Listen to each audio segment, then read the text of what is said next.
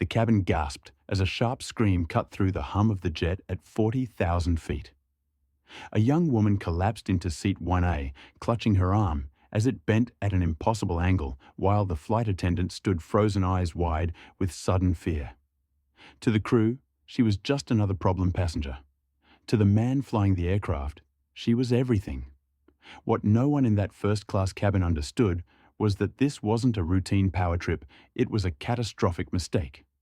Because the girl they humiliated, restrained and injured wasn't powerless. And the consequences waiting on the runway would ground more than a single flight.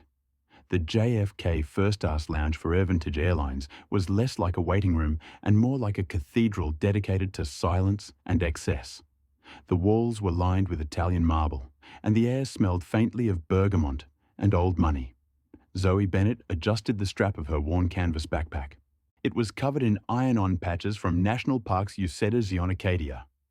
It stood out aggressively against the sea of Louis Vuitton rolling luggage and Rimowa aluminum cases surrounding her.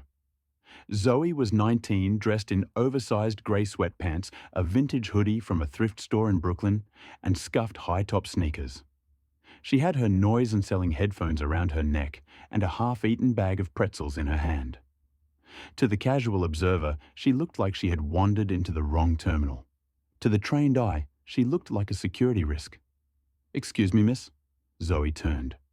A lounge attendant, a man named Roger, with a stiff upper lip and a stiffer collar, was blocking her path to the buffet. He looked at her backpack with undisguised disdain. The economy boarding gate is in Terminal 4 down the escalator and to the left. Roger said, his voice dripping with practiced politeness that masked deep irritation. "This area is reserved for Emerald Key members and first-class passengers only."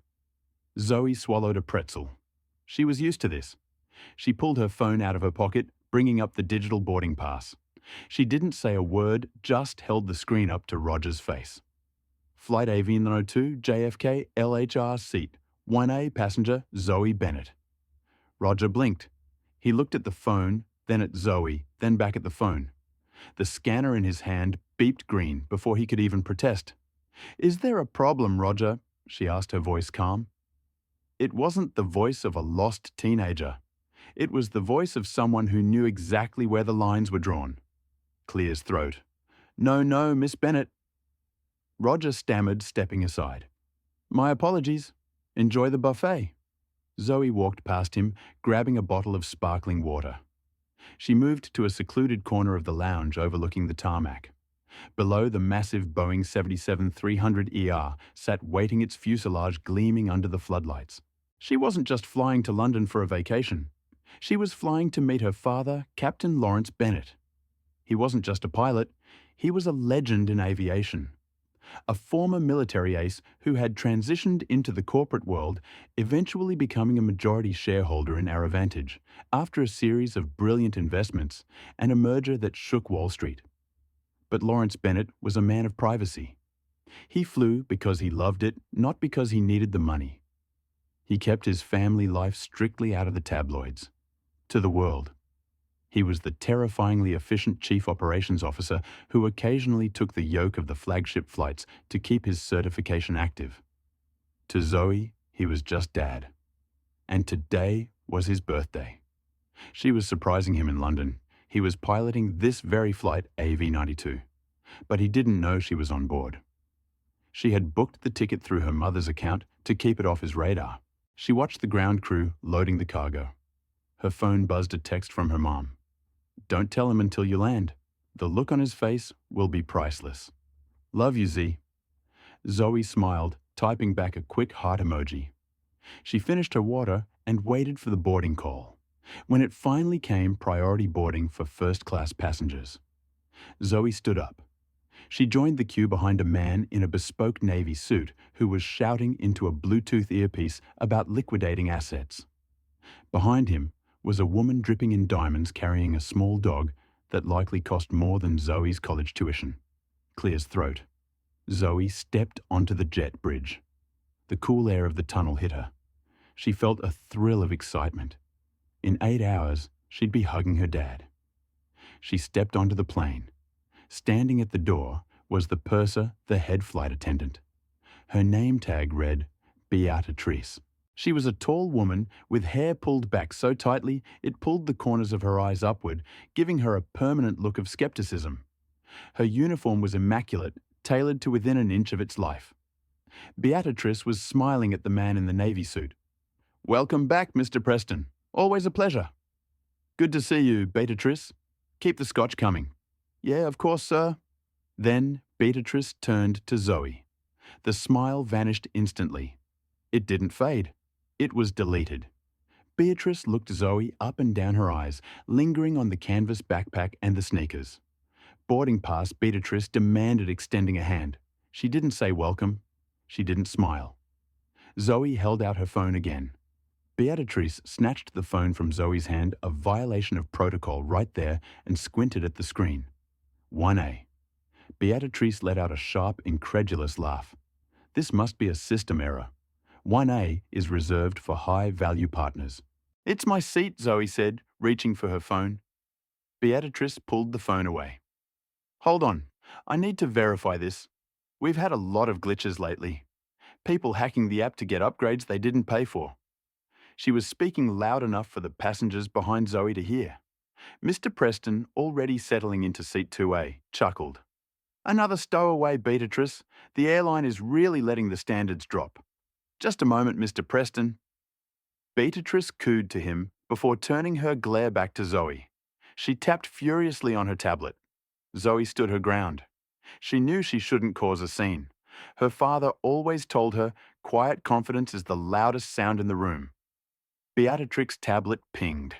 The data was irrefutable, paid in full fare, first class. Beatrix's jaw tightened. She couldn't deny it, but she didn't like it. She shoved the phone back into Zoe's chest. "Fine," Beatrice snapped. "Seat 1A is to the left. Put that bag in the overhead immediately. I don't want it cluttering the aisle." "Thank you," Zoe said, her voice icy. She walked to seat 1A. It was a suite, really a private pod with a sliding door. She tossed her backpack into the overhead bin and sat down, sinking into the soft leather. She took a deep breath. Just 8 hours, she told herself. Ignore her. She didn't know that Beatrice Greer wasn't the type of person to be ignored. Beatrice was the type of person who needed to win. And in Beatrix's mind, a girl like Zoe, sitting in the airline's most prestigious seat, was a personal insult. The cabin doors closed. The hum of the aircraft intensified as the APU kicked in. Zoe put on her headphones, selecting a playlist of lo-fi beats. She wanted to disconnect. She saw her father walk past the cockpit door briefly during the pre-flight checks, but he didn't look into the cabin. He was in captain mode, focused, serious. He disappeared into the flight deck, and the heavy reinforced door locked shut. He was only 30 FT away, but he might as well have been on the moon. The fastened seatbelt sign illuminated. Zoe buckled up. She closed her eyes. "Excuse me?" A sharp tap on her shoulder. Zoe pulled one headphone ear cup back. It was Beatrice. "You need to move," Beatrice said. She wasn't asking. "Excuse me?" Zoe asked, confused. The plane was pushing back from the gate. "Mr. Preston in seat 2A needs extra room for his equipment. He has a sensitive medical device that needs to be near the bulkhead power outlet, which is at seat 1A. You need to switch with him." Zoe looked across the aisle. Mr. Preston was smirking, sipping a pre-departure whiskey. There was no medical device visible, just a briefcase and an ego. "I booked this seat specifically," Zoe said firmly.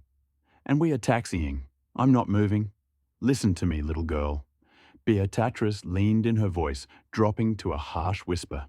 "I don't know who bought you this ticket. Probably a sugar daddy or a lottery win. But you don't dictate how I run my cabin. Mr. Preston is a diamond medallion flyer. You are a nobody. Now move." Zoe felt the heat rise in her cheeks. It wasn't embarrassment. It was anger. "My ticket is valid. I am not moving. If Mr. Preston has a medical issue, you can check the manifest for a doctor." Beatrice's face turned a mottled shade of red. She stood up straight. "I'm giving you a direct crew member instruction. Failure to comply is a federal offence. Moving seats for another passenger's comfort is not a safety instruction, Zoe countered. She knew the rules. Her dad had quizzed her on FAA regulations since she was 10. Beatrice was stunned. Most people folded when she invoked federal law. This girl was quoting the handbook back at her. "Fine," Beatrice hissed. "Have it your way, but don't expect any service on this flight." She stormed off to the galley. The plane took off. The ascent was smooth, the lights of New York fading into the black Atlantic below. 30 minutes into the flight, the service began. The smell of warmed nuts and filet mignon filled the cabin. Beatrice moved down the aisle with the trolley. She served Mr. Preston with a flourish, pouring wine, fluffing his napkin.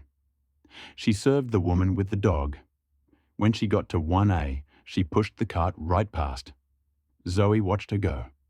She pressed the call button. Beatrice ignored it. Zoe pressed it again. 5 minutes passed. Finally, a younger flight attendant, a nervous-looking man named Timothy, appeared. "Yes, miss, can I get you something?" "I was skipped during meal service," Zoe said politely. "Could I just get the vegetarian option and a water?" Timothy looked pale. He glanced toward the galley where Beatrice was watching like a hawk. I'm sorry, miss. Beatrice said your meal wasn't catered. We don't have enough." Zoe looked at the half-empty first-class cabin.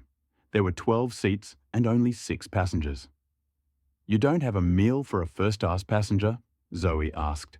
"I'm sorry," Timothy whispered, sliding a small bottle of water onto her tray table. "Please don't make a scene." "She's in a mood," Timothy skirted away. Zoe sighed. She opened her bag of pretzels. She could survive without the filet mignon. She just wanted to get to London. But Beatrice wasn't done. An hour later, Zoe reclined her seat to sleep. She had just drifted off when she was jolted awake. "Bag check." Beatrix's voice was loud. Zoe blinked, disoriented. Beatrice was standing over her, opening the overhead bin. She grabbed Zoe's canvas backpack and yanked it out. "Hey," Zoe sat up. "What are you doing?" "This bag is a safety hazard," Beatrice declared. "It's leaking." "It is not leaking.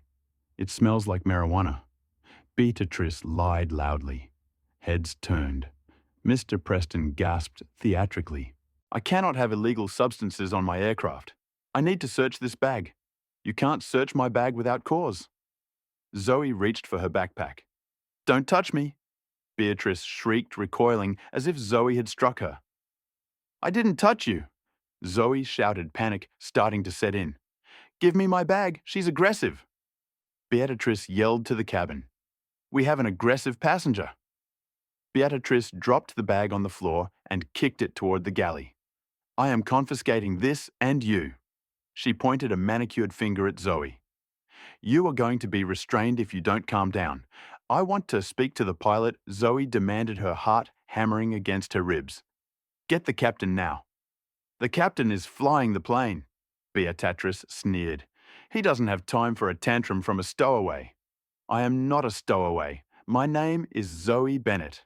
The captain is, I don't care who you think you are." Beatrice interrupted, moving closer.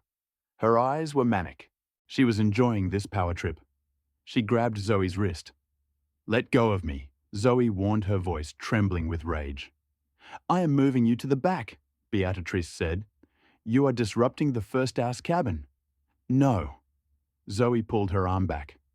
Beatrice lunged. She wasn't just trying to escort Zoe. She was trying to hurt her. She wanted to physically dominate this girl who dared to defy her. Beatrice grabbed Zoe's right arm, twisting it behind the seat back in a police-style hold that she had no training to execute properly. "Stop, you're hurting me!" Zoe screamed. "Stop resisting!" Beatrice yelled, putting her entire body weight into the twist. Zoe was trapped against the shell of the seat. The angle was wrong. The pressure was immense. Snap! The sound was sickeningly loud. Zoe's scream tore through the cabin, a raw, high-pitched shriek of agony that made even Mr. Preston drop his glass. Beatrice froze. She felt the bone give way under her grip. She let go, stumbling back. Zoe slumped sideways in the seat, clutching her right forearm. It was bent at a horrifying, unnatural angle halfway between the wrist and elbow. Her face went grey. She gasped for air shock setting in instantly. "Oh my God," the woman with the dog whispered. Beatrice stood there panting. For a second, fear flashed in her eyes. Then the mask of the bully slammed back into place. She did that to herself," Beatrice shouted, looking around wildly. "She threw herself against the seat.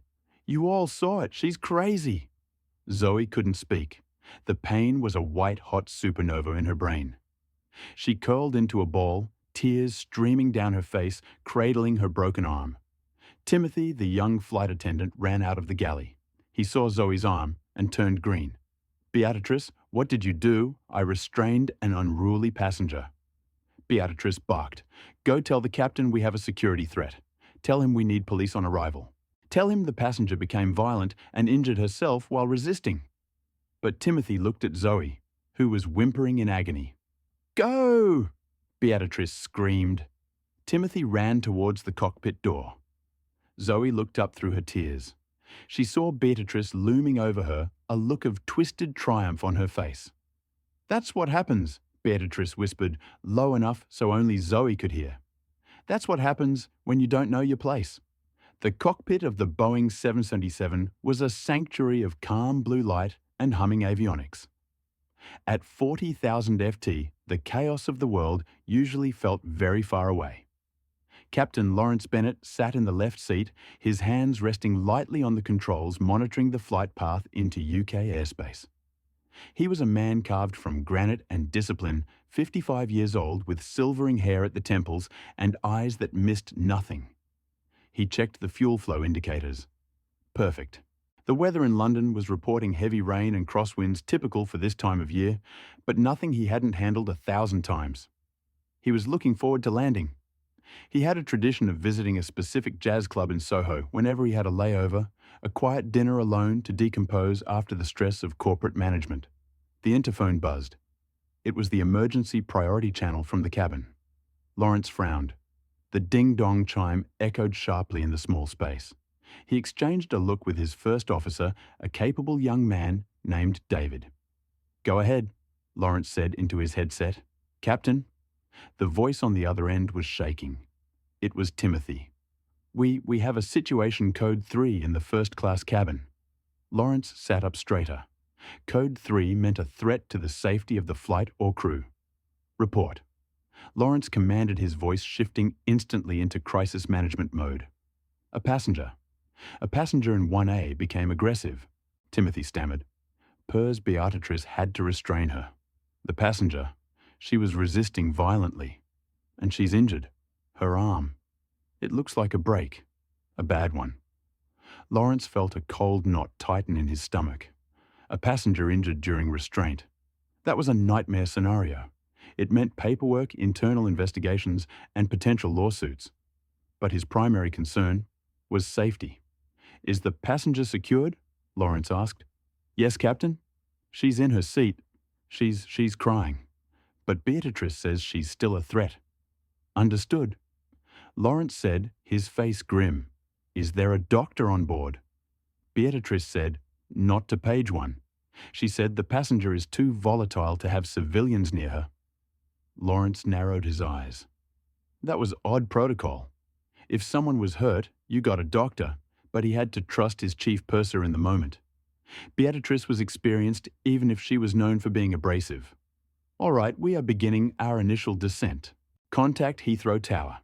Request police and paramedics to meet the aircraft at the gate. Tell them we have an unruly passenger with self-inflicted injuries. I want the jet bridge cleared. No one deplanes until the authorities have the suspect." "Copy that, Captain," Timothy whispered. Lawrence clicked off the comms. He stared out at the black horizon. "Rough flight," David muttered, adjusting the altimeter. "Beatrice runs a tight ship but a broken arm. That's extreme." If the passenger was violent enough to break their own bone while fighting, Lawrence said, his voice still, "Then they are dangerous. Focus on the approach, David. Let's get this bird on the ground safely." He didn't know. He had no idea that the dangerous suspect was the little girl he had taught to ride a bike.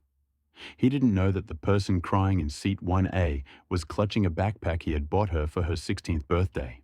He didn't check the passenger manifest because he was flying the plane, and the manifest was just a list of names to him in that moment. The descent was turbulent. The plane shook violently as it hit the cloud layer over London.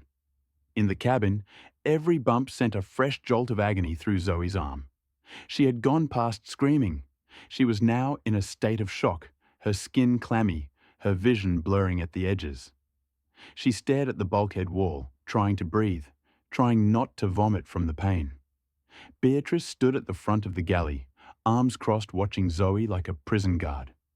She had forbidden anyone from giving Zoe water or painkillers. Suffering builds character. Beatrice had sneered to Timothy when he tried to sneak Zoe an ice pack. The wheels touched down at Heathrow with a heavy thud. The reverse thrusters roared, slowing the massive beast to a crawl. "Ladies and gentlemen," Lawrence's voice came over the PA system, calm and authoritative. "We have arrived in London. Please remain seated with your seatbelts fastened. We have a security situation that requires local authorities to board the aircraft before general deplaning. We apologize for the delay." The plane taxied to a remote gate. The seatbelt sign pinged off, but nobody moved. Through the windows, passengers could see the flashing blue lights of the Metropolitan police cars and an ambulance waiting on the tarmac. Lawrence ran through the shut-down checklist engines, cut APU running parking brake set. "You stay here, David," Lawrence said, unbuckling his harness. "I'm going to handle the police." Lawrence put on his cap, adjusting the brim. He looked every inch the commander. He opened the cockpit door. The first-class cabin was silent, thick with tension. Lawrence stepped out, his eyes scanning the scene. Clear's throat. He saw Beatrice first. She was standing tall, looking righteous and indignant, ready to give her statement. "Captain," Beatrice said, rushing forward. "Thank God, it was a nightmare.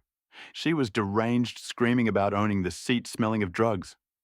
Lawrence held up a hand to silence her. He looked past her, towards seat 1A. He expected a drunk businessman. He expected a belligerent hooligan. He saw a small figure curled into the corner of the seat. He saw the grey sweatpants. He saw the vintage hoodie. And then his eyes locked onto the object on the floor, the canvas backpack with the U-seat patch. Lawrence's heart stopped. The world tilted on its axis. The noise of the ventilation system faded into a ringing silence. He took a step forward. The figure in the seat turned her head weakly. Her face was pale stree with dried tears. Her eyes were glassy with pain. "Dad," Zoe whispered. Her voice was barely a croak. Lawrence Bennett, the man who had flown through typhoons and combat zones without flinching, felt his knees buckle. "Zoe." The silence in the cabin was shattered by the heavy tread of boots on the jet bridge. "Police, stay where you are." 3 officers from the Metropolitan Police stormed onto the plane, followed by 2 paramedics carrying a stretcher. Beatrice spun around, seizing the moment. She didn't see the captain's face. She didn't see the colour drain from Lawrence Bennett's skin. She only saw the uniform of the police, her allies in this narrative she had constructed. "Officers," Beatrice called out, pointing a trembling finger at Zoe. "There she is. Seat 1A.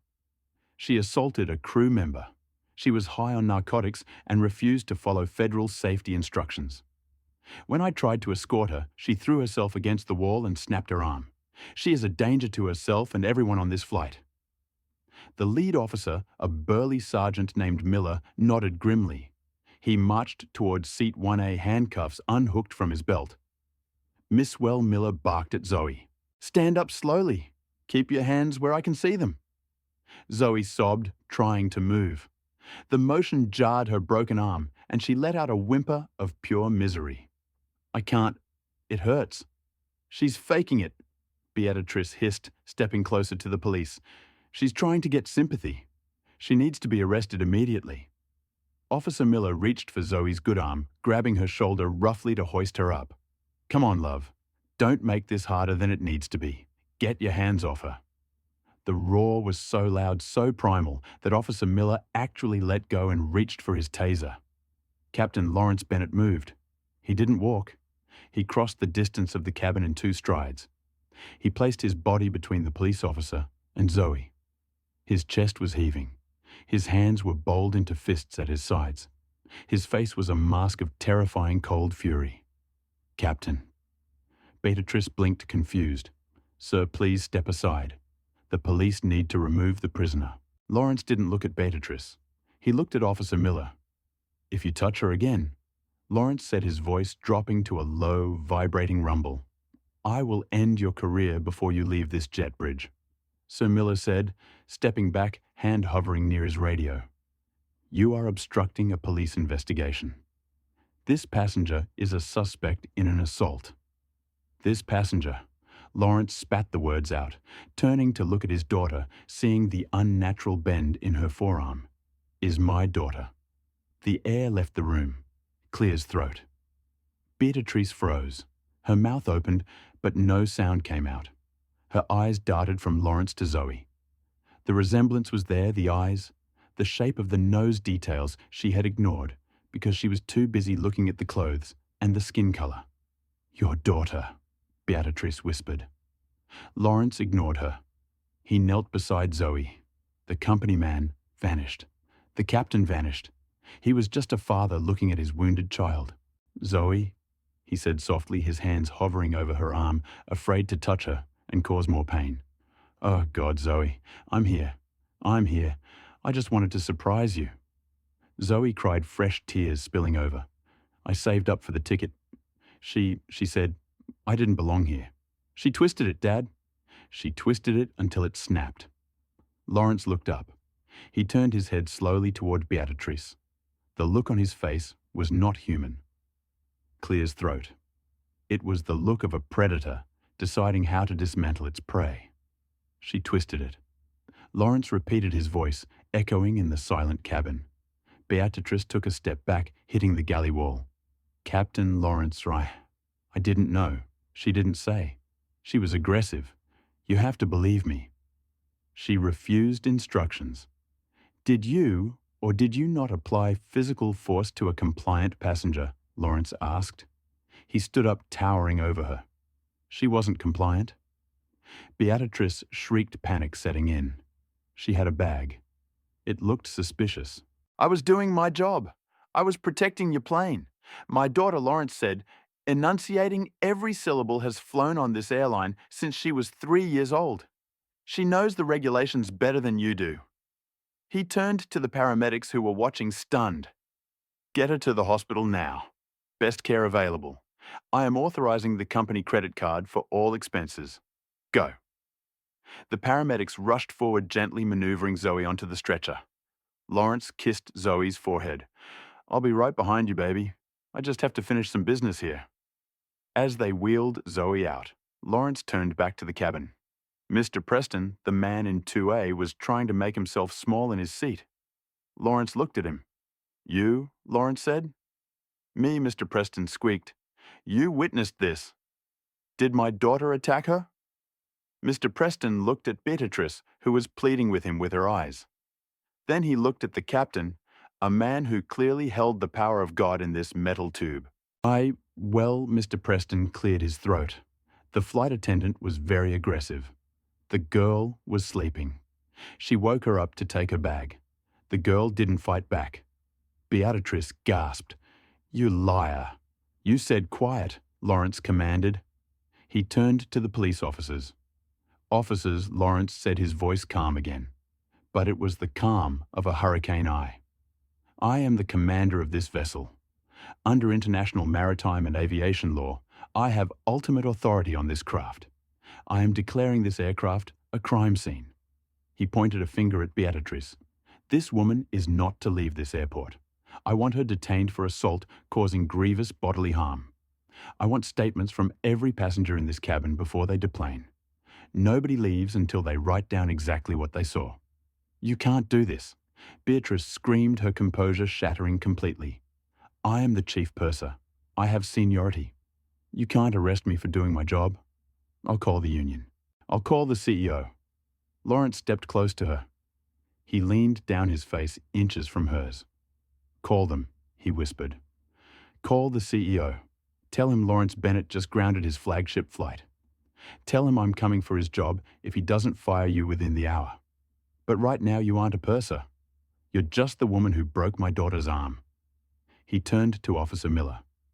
"Get her off my plane." The private wing of St. Mary's Hospital in Paddington was quiet, a stark contrast to the frenzy at Heathrow. Zoe Bennett lay in a bed with crisp white linens, her right arm encased in a heavy cast that ran from her knuckles to her shoulder. The painkillers had done their work. She was drifting in a haze of chemically induced sleep. Captain Lawrence Bennett sat in the leather armchair beside the bed. He was still in his uniform, though he had removed his tie and jacket. The 4 stripes on his epaulettes seemed to weigh heavy in the dim light. He hadn't slept in 24 hours. He watched the rise and fall of his daughter's chest. Every time he looked at the cast, a fresh wave of nausea hit him. I was flying the plane, he thought. I was 30 F'd away drinking coffee while she was being tortured. The door creaked open. A man walked. He was sleek, wearing a charcoal suit that cost more than most cars. He carried a leather briefcase and an air of absolute predatory competence. This was Arthur Penhaligon. He wasn't just a lawyer. He was the fixer for the Bennett family estate.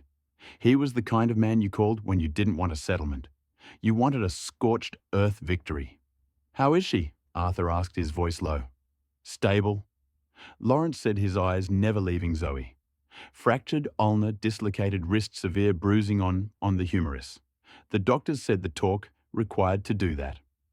Lawrence stopped, his jaw clenching. "Arthur, she didn't just break it. She twisted it until it snapped." Arthur nodded slowly. He set his briefcase on the table and clicked it open. He didn't offer platitudes. He offered ammunition. "I have the preliminary report from the Heathrow police," Arthur said, pulling out a file. "Beatrice Greer has been charged with assault occasioning actual bodily harm. She's currently in a holding cell at the airport station. She's demanding bail." "Deny it," Lawrence said. "We can't deny it forever, but we can delay it," Arthur said. "But that's the small picture, Lawrence. I'm looking at the big picture. I've pulled Greer's employment file from Arero Vantage's internal server." Arthur handed a clear's throat tablet to Lawrence. Lawrence scrolled through the file. It was a litany of minor complaints: rudeness to economy passengers, inflexibility with families, aggressive tone. But there was nothing major. No physical altercations. "She's a bully," Lawrence muttered. "She picks targets she thinks are weak." She saw a young black girl in a hoodie and decided she was trash. Precisely. Arthur said she profiled her, and that is where we destroy her. Not just for assault, but for discrimination. I have already contacted the airline's board of directors. They are terrified. Lawrence, the idea of the COO's daughter being racially profiled and assaulted by their chief purser. Their PR team is currently having a meltdown. Clear's throat.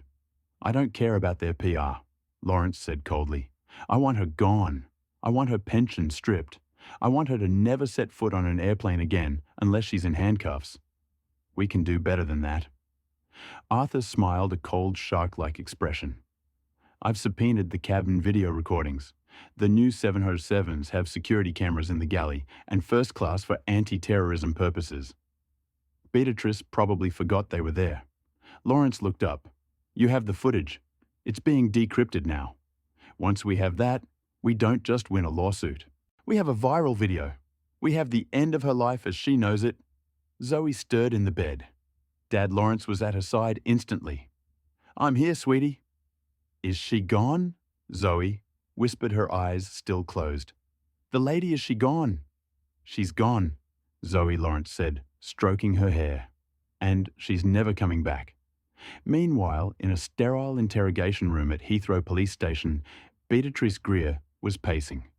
She had stripped off her Aero Vantage blazer, pacing in her silk blouse, which was now wrinkled and stained with sweat. She wasn't scared yet. She was indignant. She was angry. How dare they, she thought. I am a 20-year veteran. I followed protocol. The girl was suspicious. She resisted. It was an accident. The door opened. Her union representative, a tired-looking man named Frank, walked in. Beatrice rushed him. Clears throat. Frank, finally get me out of here. This is unlawful imprisonment. I want to counter-sue for emotional distress. That captain, he threatened me. He abused his power. Frank didn't sit down. He didn't open his notebook. He just looked at her with a mixture of pity and disgust. Beatrice, Frank said heavily, "Sit down." "I will not sit down. I want to leave." "You aren't leaving, Beatrice." "What I just got off the phone with Airline HR. Frank said they are suspending you effective immediately without pay. They can't do that, innocent, until proven guilty." "Beatrice." Frank's voice rose. "The victim is Zoe Bennett." "So who cares what her name is, Zoe Bennett?" Frank repeated. "As in Captain Lawrence Bennett, as in the Chief Operations Officer of Aero Vantage, as in the man who owns 15% of the airline." Beatrice stopped pacing. The blood drained from her face so fast she felt dizzy. She grabbed the edge of the table to steady herself. "No," she whispered. That's impossible." She was wearing sweatpants. She had a dirty backpack. "She's a teenager, Beatrice." She was comfortable. Frank shook his head. "You broke the boss's daughter's arm, and," clears throat, "you did it because you didn't think she looked rich enough to be in your cabin." I can fix this." Beatrice stammered, panic finally clawing at her throat. "I'll apologize. I'll say I was stressed. It was a mistake." "It's too late for apologies," Frank said, turning to the door. "The union isn't going to back you on this one, Bay. We defend workers against unfair dismissal. We don't defend child abuse. You're on your own." The door slammed shut. Beatrice was left alone in the silence, the hum of the fluorescent lights sounding like a flat line. 3 days later, the Aerovantage headquarters in London. The boardroom was a glass-walled cool overlooking the Thames. Usually this room was reserved for discussing mergers and stock prices. Today it was a courtroom. At the head of the table sat the CEO, Marcus Thorne. Clears throat. "No, wait." The prompt said, "No, Thorne. Let's use CEO Jonathan Vane." Clears throat. Vane looked like he had aged 10 years in 3 days. Beside him sat the head of HR and the vice president of legal. On the other side of the table sat Beatrice Greer. She was wearing her best suit, but it hung loosely on her frame. She looked haggarded. She had been released on bail, but the media was already camping outside her flat. And then the door opened. Captain Lawrence Bennett walked in. He wasn't in uniform. He was wearing a black suit, sharp and severe. He didn't look at Beatrice. He sat at the far end of the table, flanked by Arthur Penhaligon. "Let's get this over with," CEO Vane said nervously. "Miss Greer, you are here to answer for the incident on Flight AV902. "It was a misunderstanding," Beatrice blurted out, her voice shrill. "I have served this airline for 20 years. I have a spotless record. The passenger was non-compliant. I was protecting the integrity of the first-class cabin." Clears throat. Integrity. Lawrence spoke for the first time. His voice wasn't loud, but it carried the weight of a judge's gavel. "You call breaking a 19-year-old girl's bone integrity?" She resisted. Beatrice insisted, tears welling up. She pulled away. It was an accident. Arthur Penhaligon placed a laptop on the table. "Mr. Vane, if I may." Vane nodded. Arthur connected the laptop to the massive screen on the wall. "We recovered the footage from the galley security camera," Arthur said. Beatrice flinched. She had forgotten. In her arrogance, she had forgotten the cameras. The video played. It was high definition. It showed everything. It showed Zoe sitting quietly reading a book on her phone. It showed Beatrice looming over her. It showed Beatrice grabbing the backpack. It showed the argument. And then the climax.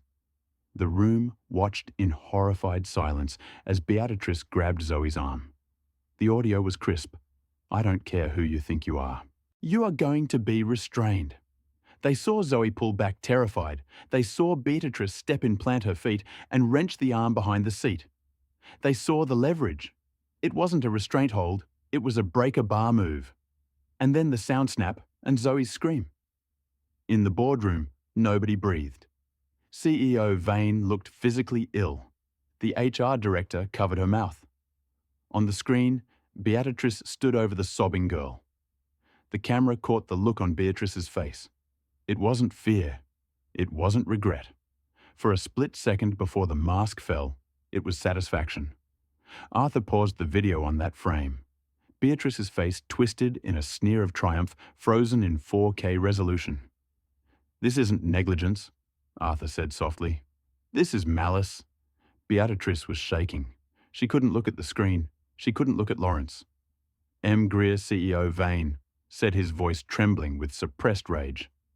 "You are fired, effective immediately. You will be stripped of all benefits, all pension, and all travel privileges." "But my pension," Beatrice whispered. "I'm 2 years away from retirement. You can't take 20 years. You took my daughter's safety," Lawrence cut in. "You took her trust. You took her peace of mind." Lawrence stood up and walked around the table. He stopped behind Beatrix's chair. "But we aren't done, Beatrice." He placed a document on the table in front of her. "What is this?" she asked. "This is a notification from the Civil Aviation Authority," Lawrence said. "I have personally filed a report regarding your fitness to hold an airside pass. Given the violent nature of the assault and the video evidence, they are revoking your certification permanently." Beatrice gasped. This was a death sentence for her career. She couldn't even work at a check-in desk. And Lawrence continued, leaning in. "My lawyer has just filed a civil suit against you personally for damages. Not against the airline, against you." I don't have any money," Beatrice cried. "I live in a rental. I have nothing." "Then you will have less than nothing." Lawrence said, "Every penny you earn for the rest of your life will go to paying for Zoe's therapy and medical bills. You wanted to treat people like garbage because you thought you were superior. Now you will know what it feels like to be at the bottom." Beatrice looked around the room for help. She saw only cold, hard faces. The old boys club she thought she was protecting had turned on her. She was a liability. She was a cancer. "Get her out of my building," clears throat. Vane said, waving his hand as if shooing a fly. Security guards stepped forward. They didn't offer her an arm. They grabbed her by the elbows, gentler than she had grabbed Zoe, but firm. As they dragged her out, Beatrice looked back at Lawrence. "I didn't know she wailed. I didn't know who she was." Lawrence watched her go, his expression unmoving. That, Lawrence said to the empty room, is exactly the problem. 6 months later, the world had moved on, as the world always does. The news cycle had shifted to election scandals and celebrity breakups. But for Beatrice Greer, time had frozen on that rainy afternoon at Heathrow. The Old Bailey is one of London's most imposing carouses. Its stone walls have seen centuries of judgment, but few falls from grace were as swift and total as Beatrice's. She stood in the dock no longer wearing the crisp navy uniform of Avantage. She wore a cheap grey cardigan and black slacks. Her hair, once pulled back in a severe, arrogant bun, hung limp around her face. She looked older. The stress of the last half year had etched deep lines around her mouth and eyes. The courtroom was packed. The viral video of the first-class assault had been viewed 40 million times. Beatrice was no longer just a fired flight attendant. She was the face of entitlement, a global symbol of everything people hated about the service industry's worst power trippers. Judge Harrison looked down over his spectacles. He was a stern man who had no patience for bullies. Beatrice Greer. The judge's voice boomed. "You have been found guilty of assault occasioning actual bodily harm. But the facts of this case reveal something far uglier than simple violence. You targeted a young woman based on prejudice. You abused a position of authority entrusted to you for the safety of the public. You shattered a bone, but you also attempted to shatter a young woman's dignity." Beatrice gripped the railing. She looked into the public gallery. Sitting in the front row were Lawrence and Zoe Bennett. Zoe's cast was gone, replaced by a compression sleeve. She looked healthy, her hair in braids, wearing a sharp blazer over her hoodie, a mix of her own style, and the confidence she was rebuilding. Lawrence sat next to her holding her hand. He looked calm. He didn't look at Beatrice with anger anymore. He looked at her with indifference. To him, she was no longer a threat. She was just a mistake that had been corrected. I am sentencing you, the judge continued, to 18 months in prison, suspended for 2 years. You will complete $400 of community service. Furthermore, you are ordered to pay restitution to the victim in the amount of $50,000. Beatrice gasped. I can't pay that, she whispered. I'm bankrupt. I lost my job. I lost my pension. Then the court will garnish any future wages until the debt is paid, the judge said coldly. And finally, I am upholding the Civil Aviation Authority's lifetime ban. You will never work in the aviation industry again. Take her down. The gavel banged. It sounded like a gunshot. Beatrice was led away not in handcuffs this time, but in shame. Clear's throat. As she passed the gallery, she looked at Zoe. She wanted to say something, to beg, to apologize, to scream, but the look in Zoe's eyes stopped her. Zoe wasn't glaring. She was just looking through Beatrice as if she were a ghost. Beatrice realized with a jolt that she didn't matter anymore. She was the villain in someone else's story, and her part was over. Oh, 1 year later, the early morning sun glinted off the tarmac at JFK. The air was crisp and smelled of jet fuel, a smell that Zoe used to associate with adventure, then with pain, and now, finally, with victory. She stood by the window of the terminal, watching a massive Aerovantage 707 pull up to the gate. You ready? Lawrence put a hand on her shoulder. He wasn't flying today. He was retired. After the incident, he had stayed on for 6 months to oversee a complete overhaul of the airline's training protocols. He fired the entire executive training board and implemented a zero-tolerance policy for bias monitored by third-party auditors. He had cleaned the house, ensuring that what happened to his daughter would never happen to anyone else's child. Now he was just a passenger. They were going on a trip together, not to London, but to Tokyo. Yeah. Zoe smiled, adjusting her backpack. It was the same one patched up where it had torn. I'm ready. They walked to the gate. The gate agent, a cheerful woman named Sarah, scanned Zoe's ticket. Welcome back, Miss Bennett. Sarah beamed. Seat 1A. Zoe looked at the ticket. Actually, no. She turned to her dad. I switched our seats. Lawrence raised an eyebrow. Oh, did you downgrade us to business? No, Zoe grinned. I upgraded us, but not to a suite. She led him onto the plane. They, Clear's throat, walked past the first-class cabin, past the seat where her arm had been snapped past the galley, where Beatrice used to hold court. They kept walking all the way to the back of the plane. Zoe! Lawrence laughed. Where are we going? Row 45, Zoe said, stopping at a pair of window seats in economy. I figured first class is boring. You don't meet interesting people there. And besides, she tossed her backpack into the overhead bin without anyone stopping her, without anyone judging her. I like the view from back here better. You can see the wings working. Lawrence looked at his daughter. He saw the strength in her. She hadn't let the trauma turn her into a victim. She had let it ground her. She didn't need the validation of a $10,000 seat to know who she was. He smiled a genuine, crinkle-eyed smile and stuffed his carry-on into the bin next to hers. You're the boss, kid, he said, squeezing into the narrow economy seat. As the plane taxied out, Zoe looked out the window. Somewhere in London, Beatrice Greer was likely scrubbing graffiti off a wall or sweeping a subway platform, paying off a debt she could never truly clear. She was grounded, stuck in the dirt of her own making. But Zoe was rising. The engines roared to life, a symphony of power. The planes surged forward, defying gravity, lifting them up into the endless blue.